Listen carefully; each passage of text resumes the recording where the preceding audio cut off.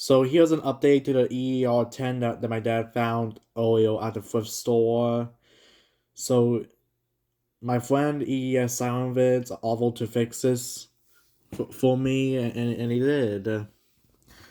Backlight has been fixed. Sound it has now been fixed. It's now loud. And the antenna got replaced too. Funny enough, that came from a CKW 2000 that was used for parts. Weather map. High pressure over southeastern Canada in the northeast due south. So yeah, it's way to be given to my friend now over in Michigan, alongside these things that I made a post about it.